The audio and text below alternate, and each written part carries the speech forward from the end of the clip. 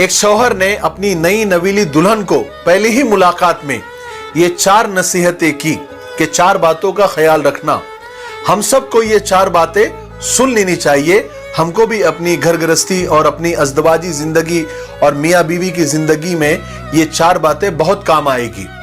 उसने कहा कि पहली बात तो ये है कि मुझे आपसे मोहब्बत है, इसलिए मैंने आपको बीवी के तौर पर पसंद किया है।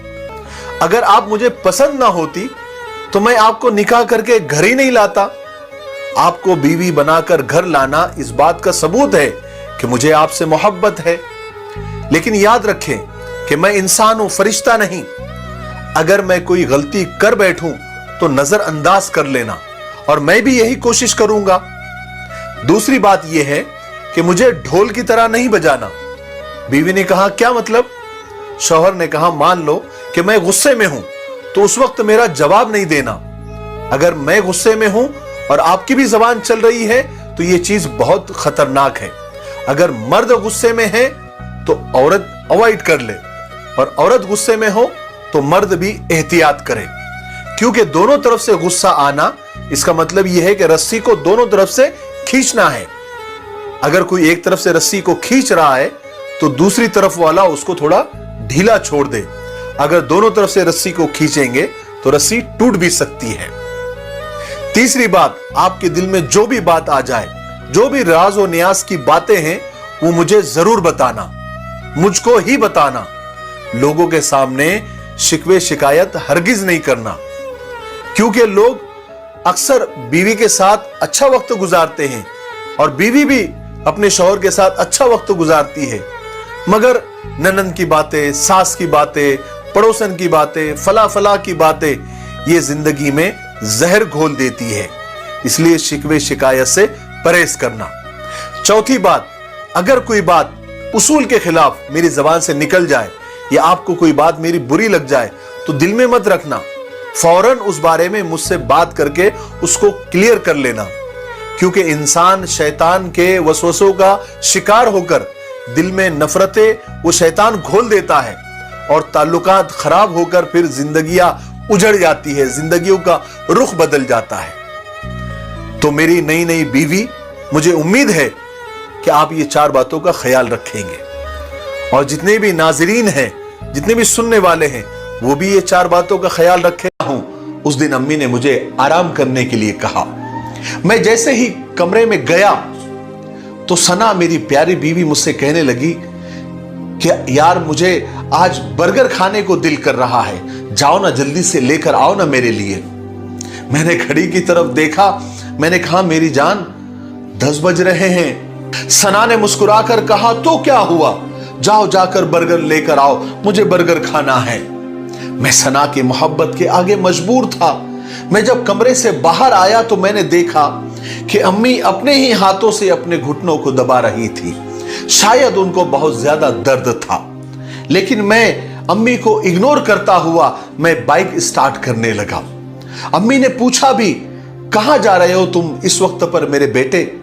मैं बोला, अम्मी वो सना के सर में बहुत दर्द है ना, उसने कुछ खाना नहीं खाया है, मैं उसके लिए बर्गर लाने जा रहा हूं। अम्मी ने ठंडी आह भरी, कहने लगी, इससे अच्छा होता तुम उसे डॉक्टर के पास ले जाते। खैर, अब जब तुम जा ही रहे हो तो मेरे घुटनों के दर्द के लिए कोई अच्छी सी दवाई लेकर आना। मैंने कहा कि ठीक है, और मैं बाजार चला गया। बर्गर की दुकान पर काफी रश था। वहां मुझे एक दोस्त मिल गया, उसके साथ मैं गपशप करने लगा। इतने में बर्गर तैयार हो गया और मैं सिर्फ बर्गर लेकर घर आ गया। अम्मी ने लंगड़ाते हुए दरवाजा खोला। मैंने बाइक एक तरफ खड़ी की और सना के कमरे में जाने लगा तो अम्मी ने पूछा, बेटा मेरी दवाई नहीं लाए? मैंने सर पर हाथ रखा और कहा, ओफो अम्मी, मैं तो दवाई भूल ही गया। ठीक है, मैं अभी लेकर आता हूं। अम्मी मुस्कुराई और कहने लगी, नहीं मेरे बच्चे, तुम अभी आराम कर लो, कल ले आना। मैं कमरे में गया, जाकर सना वहां पर बर्गर खाने लगी और मैं मोबाइल पर गेम खेलने लगा और हम ऐसे ही सो गए। अम्मी शायद उस रात दर्द से तड़पती रही, लेकिन मैं बेखबर रहा। बहरहाल ऐसे दिन गुजरने लगे। मैं अम्मी से दूर होता चला गया। हफ्ते में कभी एक बार मैं हालचाल पूछ लेता था बस, वरना अम्मी के कमरे में मेरा कब जाना होता था। और बड़ा भाई तो कभी अम्मी से मिलने ही नहीं आता था। हालांकि बड़े भाई का घर करीब ही था, वो तो अपने बीवी बच्चों में खुश था, उसे कोई परवाह ही नहीं थी। अक्सर अम्मी मुझसे पूछा करती थी कि वकास बेटे, तेरे भाई का क्या हाल है, बेचारा पता नहीं वो किन किन मुसीबतों में घिरा हुआ होगा। अम्मी हमेशा अफसुर्दा लहजे में कहती थी कि कल मैंने उसे देखा था, उसकी दाढ़ी बड़ी हुई है, बाल बिखरे हुए हैं। वकास बेटे, जरा भाई का जरा हाल पूछ लिया करना, सब खैर तो है ना। अम्मी जरा तड़प कर कहने लगी और दुआएं मांगने लगी कि अल्लाह मेरे बच्चों की मुश्किलों को आसान फरमा। मैंने थोड़े सख्त लहजे में कहा, अम्मी उसको तो आपकी जरा भी परवाह नहीं है, और एक आप है जो हमेशा उसी के गीत गाते रहती हो। मां मुस्कुराई, कहने लगी, हाय मेरे बच्चे, वो बड़ा सीधा साधा सा है, इसलिए उसकी फिक्र होती है। वो खुद परेशान होगा, इसलिए मिलने के लिए मेरे पास नहीं आता होगा। मैं गुस्से से बोला, वो और परेशान नहीं है, कल ही उसने अपने साले को नई बाइक दिला कर दी है, 1.5 लाख रुपए की, वो कहां से परेशान होगा। मां चुप हो गई। मैं महसूस ही नहीं कर पाया, लेकिन अम्मी हर गुजरते दिन के साथ कमजोर होते जा रही थी। बहरहाल ऐसे ही दिन गुजरते रहे। मैं जिस कंपनी में जॉब करता था, उन्होंने मुझे ट्रांसफर करने का प्लान बनाया। मेरे लिए वहां नया घर भी दिया और नई गाड़ी भी दी। मैं बड़ा खुश था। मैंने आकर सना को बताया। सना तो खुशी से झूमने लगी। अम्मी जो है आहिस्ता आहिस्ता हमारे पास आई और पूछने लगी, बेटा किस बात का शोर हो रहा है। मैं मुस्कुराकर बोला कि अम्मी, कंपनी की तरफ से मुझे घर मिला है और वो हमें गाड़ी भी देंगे दूसरे शहर में। 5 दिन के बाद हमको यहां से निकलना पड़ेगा। मां मुस्कुराने लगी, कहने लगी कि अच्छा बेटा, अल्लाह सब खैर करे। अम्मी ने फिर सना की तरफ देखा और आहिस्ता से बोली कि सना मेरी बच्ची, मेरे भी कपड़े पैक कर देना। मैं अम्मी की तरफ देखकर बोला कि अम्मी, आप साथ नहीं हैं हमारे, अभी सिर्फ मैं और सना जा रहे हैं, बाद में आपको बुलवा लिया जाएगा, आप तब तक बड़े भाई के पास रहना। अम्मी के चेहरे पर अचानक उदासी सी छा गई। कहने लगी, अच्छा बेटा कोई बात नहीं, मुझे अपने बड़े भाई के घर छोड़ा। मैं कब महसूस कर पाया था अम्मी का कांपता हुआ जिस्म, तड़पता हुआ दिल और बेबस लहजा। मैंने कहा कि ठीक है, मैं शाम को छोड़ आऊंगा। अम्मी ने उस दिन खाना भी नहीं खाया था। अम्मी शायद उस दिन बहुत रोई थी। शाम को मैं भाई के घर गया, अम्मी भी साथ थी। सलाम किया, भाई खाना खा रहा था। भाई ने हमको देखकर थोड़ा आर्टिफिशियल मुस्कुराया और एक फॉर्मेलिटी के तौर पर कहा कि आओ खाना खा लो। मैंने कहा शुक्रिया। फिर भाई की तरफ देखकर मैंने कहा कि भाई, अम्मी आज से आपके पास रहेगी। भाई एकदम चुप, थोड़ी देर कुछ बोला ही नहीं, फिर अचानक बोल पड़ा, क्यों तुम थक गए हो। मैंने कहा नहीं, मैं असल में जॉब के सिलसिले में बाहर जा रहा हूं, दूसरे शहर जाना पड़ रहा है, कुछ महीनों के बाद मैं अम्मी को बुला लूंगा। भाई अम्मी की तरफ देखकर बोलने लगा, हाँ हाँ, अभी ये बोझ मेरे गले में तू डालकर चला जा, मैं खुद बहुत तंग हूं। भाई तू अपने साथ अम्मी को ले जा, यहां मत छोड़। भाभी भी गुस्से में बोली, क्यों तेरी बीवी नहीं संभाल सकती, हम तो खुद 2 रोटी के लिए यहां पर तंग है। मैंने भाई से कहा कि भाई आप टेंशन न ले, मैं अम्मी के लिए हर महीना खर्चा भेज दिया करूंगा। अम्मी कुर्सी पर बैठकर ये सब कुछ देख रही थी। मुस्कुराकर कहने लगी कि मेरे बच्चों, क्यों झगड़ते हो मेरी वजह से। ऐसा करो, मुझे ओल्ड एज होम में छोड़कर आ जाओ, आश्रम में छोड़कर आ जाओ, मेरी जिंदगी ही कितनी बाकी है, थोड़ा सा सफर रह गया है, मैं वहां काट लूंगी। ये कहकर अम्मी उठकर जाने लगी। अचानक अम्मी को चक्कर आ गया और वो जमीन पर गिर गई और बेहोश हो गई। हम जल्दी से अम्मी को हॉस्पिटल लेकर गए। डॉक्टर ने चेकअप किया और उसके बाद कहा कि तुम्हारी अम्मी को दूसरा हार्ट अटैक आया है। क्या कोई परेशानी है घर में? कोई टेंशन तो नहीं ली अम्मी ने तुम्हारे? मैं थोड़ा नजरें चुरा कर कहने लगा, डॉक्टर साहब घर में छोटी मोटी बातें तो होती रहती है। अम्मी बाजू में बेहोश पड़ी हुई थी। मैं खड़ा हुआ था, मैं पास में ही खड़ा हुआ था। जब अम्मी को होश आया तो अम्मी को बोला तक नहीं जा रहा था। शायद अम्मी को पैरालिसिस यानी फालिज का भी अटैक हुआ था। अम्मी जैसे सबसे बेखबर हो गई थी, खाना पीना तक छोड़ दिया था। हम एक हॉस्पिटल से दूसरे हॉस्पिटल, दूसरे से तीसरे हॉस्पिटल पर लेकर गए, लेकिन कहीं कुछ इलाज नहीं हो रहा था। कोई दवाई असर ही नहीं कर रही थी। मैं बहुत परेशान हो गया। भाई भी मेरे साथ में था, वो भी अम्मी की ये हालत देखकर तड़पने लगा था। आखिर डॉक्टर ने कहा कि अपनी अम्मी को घर ले जाएं और उनकी खिदमत करें। जितनी भी जिंदगी उनकी बची है, बाकी अल्लाह मालिक है। हम अम्मी को घर ले आए। अम्मी बिल्कुल खामोश हो गई थी, जैसे बिस्तरे मर्ग पर होते हैं। ना कुछ खाती थी, ना किसी से कोई बात करती थी। एक दिन मेरे एक दोस्त ने मुझे बताया कि एक बुजुर्ग है, बड़े अल्लाह वाले हैं, जाओ अपनी परेशानी उनको बता दो, शायद वो कोई इलाज बता दे या कोई दुआ कर दे तो वो ठीक हो जाए। मैं बुजुर्ग के पास पहुंचा। बुजुर्ग सफेद दाढ़ी रखे हुए, नूरानी चेहरा, मेरी तरफ देखकर बोले कि आओ बेटा मेरे पास बैठ जाओ। मैं परेशानी में बोला कि बाबा जी मेरी अम्मी बीमार है, हमने उसका बहुत इलाज करवाया, कोई दवा ही असर नहीं कर रही है और बिल्कुल खामोश हो गई है, ना कुछ खाती है ना कुछ पीती है। हमने हर बड़े डॉक्टर को दिखाया। बाबा मुस्कुराए और कहने लगे कि ये तो बहुत छोटा मसला है। मुझे एक बात बताओ, माँ को संभालता कौन है, उनका ख्याल कौन रखता है, उनकी खिदमत कौन करता है, उनको दवाई वगैरह कौन पिलाता है?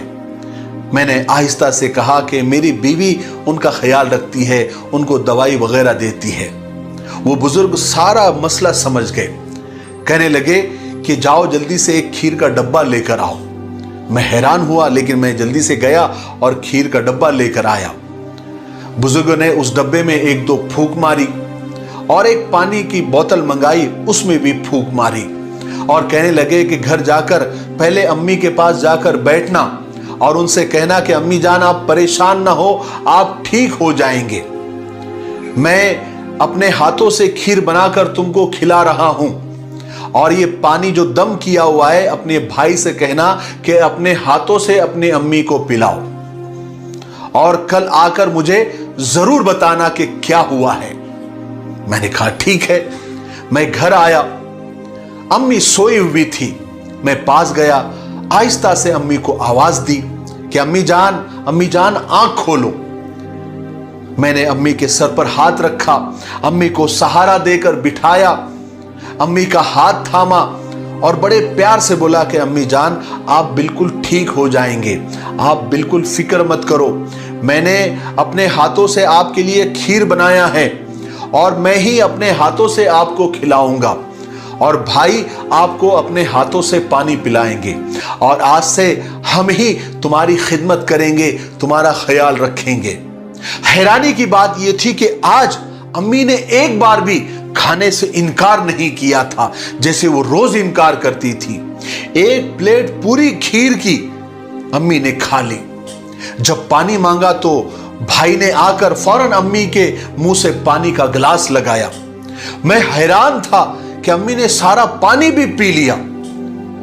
मैंने अम्मी से पूछा कि अम्मी और खीर खानी है? तो अम्मी ने हां में सर हिलाया। फिर मैंने दूसरी प्लेट खीर की लाई, अम्मी ने वो भी खा ली। जब अम्मी ने अच्छे से खा लिया पी लिया तो मेरे दिल को एक अजीब सा सुकून महसूस होने लगा। अम्मी का हाथ हरकत करने लगा, अम्मी ने मेरे सर पर हाथ रखा। मैं बहुत रोया, दिल में सोचा कि वो बाबा तो बड़े पहुंचे हुए हैं। जिस बीमारी को डॉक्टर ने ला इलाज बता दिया था, बाबा के एक दम से अम्मी खाने पीने लग गई। दूसरे दिन मिठाई का डब्बा लेकर मैं बाबा जी की खिदमत में पहुंच गया। बाबा जी मेरे चेहरे को देखकर ही समझ गए। मैंने सलाम किया और अदब से जाकर बोला कि बाबा जी मैं आज भी खीर लाया हूं, आज आप इस पर भी दम कर दे। कल आपकी दम की हुई खीर माँ ने पूरी खा ली, हमको बहुत खुशी हुई। बाबा जी बोले, तुमने अपने हाथों से खिलाई थी? मैंने कहा, हाँ मैंने मेरे हाथों से खिलाई थी। बाबा जी ने मेरे कंधे पर हाथ रखा और एक लंबी सांस ली और कहने लगे कि बेटा सच बताऊं, न मैंने उस पानी पर कुछ पढ़ा था, न मैंने उस खीर पर कुछ पढ़ा था, कुछ भी नहीं। बेटा जब तुमने बताया ना कि अम्मी इतनी ज्यादा बीमार है और बहुत ज्यादा बीमार है और तुम्हारी बीवी उसकी खिदमत करती है, तभी मैं समझ गया था कि माँ को अपने बेटों की मोहब्बत चाहिए थी। बेटा माँ का पूरा संसार मांगती है। जब बेटा मुस्कुराकर माँ से जब पूछता है ना कि अम्मी आप कैसी है, तो खुदा की कसम माँ कितनी भी बीमार हो वो अपने आप को तंदुरुस्त और सेहतमंद समझती है। औलाद के मोहब्बत भरे चंद अल्फाज ही माँ के लिए शिफा बन जाते हैं। बेटा काश तुम पहले ही माँ को अपने हाथ से दवा दे देते या खाना खिला देते तो तुम्हारी माँ कभी बीमार ही नहीं पड़ती। बेटा एक बात पूछूं, क्या तुम दो भाइयों के लिए ये माँ बोझ बन गई है जिसके आंचल तले तुम परवान चढ़े हो? बाबा का ये कहना था कि मेरे आंखों से आंसू बहने लगे। मैं कहने लगा कि बाबा मैं भटक गया था, मैं अम्मी जान का दर्द महसूस ही नहीं कर पाया। बाबा मुस्कुराए और कहने लगे कि बेटा माएं कभी औलाद से नाराज नहीं हुआ करती, बस जीना छोड़ देती है।